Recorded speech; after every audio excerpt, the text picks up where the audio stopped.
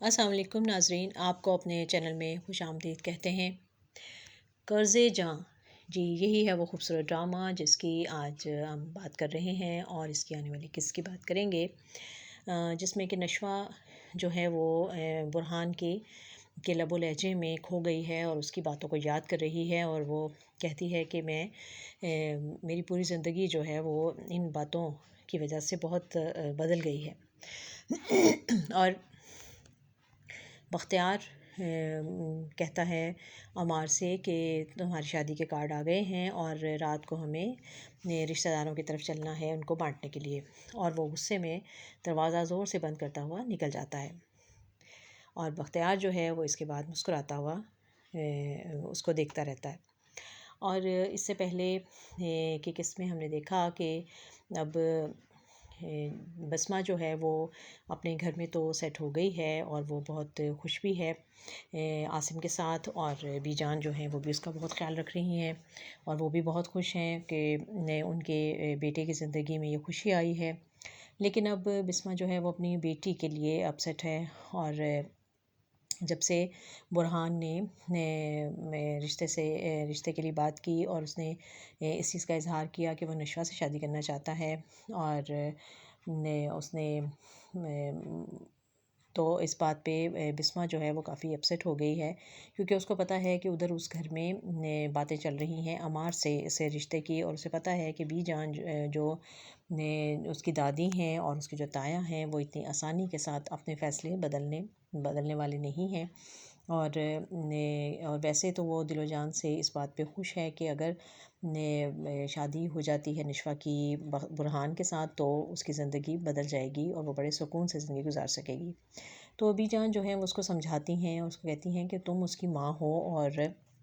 جو اس کی زندگی کے جو فیصلے ہیں اور جو آخری فیصلہ ہے وہ یقیناً تمہارا ہی ہوگا اور تمہیں ہی کرنا چاہیے، اور اب تمہیں اپنے آپ کو سٹینڈ لینا ہے، اور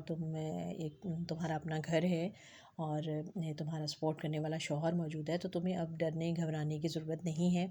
تو پہلے تو ہم جب وہ عمار کے رشتے کی بات ہوگی تو ہم اس کو انکار کر دیں گے، اور پھر اس کے بعد ہم برہان کے لیے اس کے باقاعدہ طور پر رشتہ ہوگا اور شادی کریں گے، تو تم اس بارے میں بالکل بھی فکر مند نہ ہو، ہم سب تمہارے ساتھ ہیں۔ تو وہ ان کی باتوں سے مطمئن تو کرتی ہے اپنے دل کو، لیکن اس کے دل کے اندر یہ پریشانی بھی چل رہی ہے کہ کیا ہوگا۔ اور پھر بینش کے یہاں بیٹے کی ولادت ہوتی ہے اور وہ بڑی خوشی دکھائی جاتی ہے، اور اس کی ماں اور باپ دونوں جو ہیں وہ ہاسپٹل گئے ہوئے ہیں، تو گھر میں صرف دادی موجود ہیں، اور نشوہ جو ہے وہ دادی کے لیے ناشتہ بھی بنا رہی ہے، اور وہ بار بار ساتھ ساتھ اس کو کسی کی کال بھی آتی ہے لیکن وہ نمبر بند کر دیتی ہے۔ 2-3 دفعہ جب وہ کال آتی ہے تو وہ اس کو اگنور کر رہی ہے، کیونکہ وہ دادی کو کے سامنے فون اٹینڈ نہیں کرنا چاہتی، اور اس وقت وہ گھر پہ اکیلی ہے اور دادی کو اسی کو دیکھ بھال کرنی ہے، اور دادی جو ہے وہ بار بار اس سے پوچھتی ہیں کہ بینش کا کیا حال ہے، اس کے بارے میں پوچھو، فون کرو، تو وہ کہتی ہے کہ ابھی میں نے فون کیا تھا، بات ہو گئی ہے۔ اور پھر ان کا ناشتہ بناتی ہے، اور اتنے میں برہان جو ہے وہ سیدھا کچن میں ہی چلا آتا ہے، تو وہ اس کو دیکھ کر حیران ہو جاتی ہے کہ آپ یہاں کچن میں کیا کر رہے ہیں؟ تو وہ کہتا ہے کہ میں بار بار تم سے کال کر رہا ہوں، میسیجز کر رہا ہوں، جو تم جواب نہیں دو گی، تو پھر میں نے یہ سوچا کہ اس کا یہ حال ہے کہ میں اندر آ جاؤں، اور اس لیے میں تم سے بات کرنے کے لیے آ گیا ہوں کہ تم مجھے کیوں اگنور کر رہی ہو اور اس طرح سے کیوں، اور تمہیں آفس چلنا ہے۔ اتنے میں عمار آ جاتا ہے، اور وہ ان دونوں کو جب کچن میں ایک ساتھ دیکھ لیتا ہے تو اس کو یہ چیز اچھی نہیں لگتی، اور آ کے کہتا ہے کہ یہ سب کیا چل رہا ہے، کیا ہو رہا ہے؟ تو بسمہ جو ہے وہ اس عافیت اسی میں سمجھتی ہے کہ وہ جلدی سے اپنا ناشتہ لے کے وہاں کچن سے نکل جاتی ہے، اور برہان کے جانے کے بعد عمار اس کے پاس آتا ہے اور کہتا ہے کہ وہ آفس جانے کے لیے تیار ہو رہی ہے، اور وہ اس کے روم میں آ جاتا ہے، تو وہ کہتی ہے کہ تمہیں اتنی تمیز نہیں ہے کہ روم میں آنے کے لیے پہلے دروازہ ناک کیا جاتا ہے؟ تو وہ کہتا ہے کہ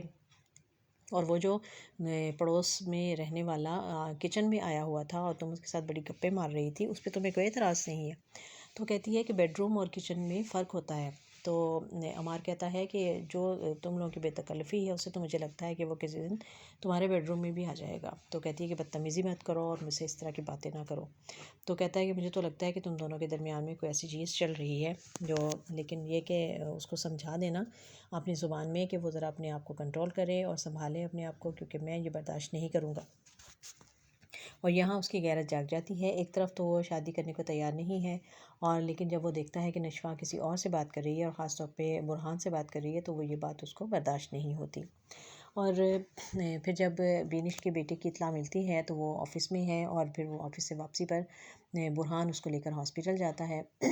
اور وہاں پر بینش اپنے شوہر سے کہتی ہے کہ تم ذرا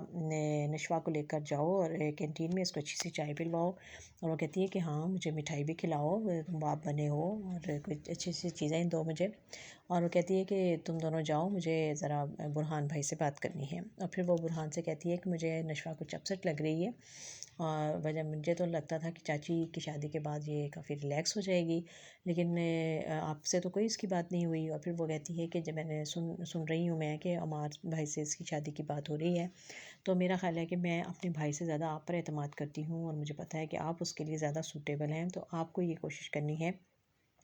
چاچی کے لیے تو اس نے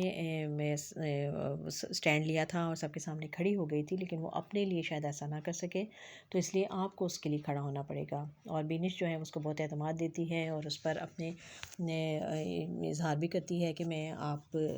کے بارے میں سوچ رہی ہوں، اور میں سمجھتی ہوں کہ آپ اور نشوہ جو ہیں وہ ایک دوسرے کے لیے بہترین ہیں، تو آپ کو کوشش کرنی چاہیے. تو اس بات پہ برہان کو بھی کافی ڈھارس ملی ہے، اور وہ کہتا ہے کہ تم فکر نہ کرو، تم بالکل میری بہنوں جیسی ہو، اور تم میری بہن ہوتی تو ایسی ہی ہوتی تمہارے جیسی، اور میں تمہارے اعتماد کو بالکل بھی ٹھیس نہیں پہنچاؤں گا، اور تمہیں کس چیز کی ضرورت ہو تو مجھے بتانا. اور پھر جب وہ اسے ہاسپٹل سے واپس لے کر جاتا ہے تو وہ پھر اس سے کافی اس کو تسلی دیتا ہے. اس کو کہتا ہے کہ اگر تمہیں کوئی پریشانی ہے تو تم مجھے بتاؤ، مجھ سے شیئر کرو، اور میں تمہارا ساتھ مجھے اچھا لگتا ہے. اور اس کو اپنے محبت کا اظہار بھی کرتا ہے اس سے، اور وہ ساری باتیں جو ہیں وہ حیران ہو کر سنتی رہتی ہے، اس کو کوئی جواب نہیں دیتی. لیکن جب وہ گھر واپس آتی ہے تو وہ باتیں اس کے ذہن میں چل رہی ہیں، اور وہ ان کے بارے میں سوچ بھی رہی ہے. تو اب ایک طرف تو نشوہ جو ہے وہ اس کی توجہ آہستہ آہستہ برہان کی طرف ہو گئی ہے، لیکن وہ دوسری طرف وہ پھنسی ہوئی ہے، کیونکہ اس نے خود سے ہی ان کے پیپرز پر سائن کر کے دے دیے ہیں، اور جو معاہدہ وہ دادی کے ساتھ اور تایا کے ساتھ کر چکی ہے اپنی ماں کو آزادی دلوانے کے لیے، تو کیا اس کی اپنی آزادی تو ان پیپرز میں کی وجہ سے پھنس نہیں جائے گی، اور کیا وہ اب خود اس پنجرے میں پھنسی رہے گی جس میں سے اس نے اپنی ماں کو بڑی مشکل سے آزاد کروایا ہے. تو بڑی ہوئی خوبصورت اور دلچسپ جگہ پر اب یہ ڈرامے کی کہانی آ گئی ہے. تو اب ہمیں دیکھنا یہ ہے کہ نشوہ کے لیے اب آگے چل کر یہ زندگی اور اس کے فیصلے کیسے رہتے ہیں. کیا دوسروں کے لیے لڑائی ایک دم سے میدان میں کھڑے ہو جانے والی اور سینہ تان کر بات کرنے والی نشوہ اپنے لیے انصاف حاصل کر پاتی ہے یا نہیں؟ دیکھتے رہیے یہ خوبصورت ڈرامہ قرض جاں.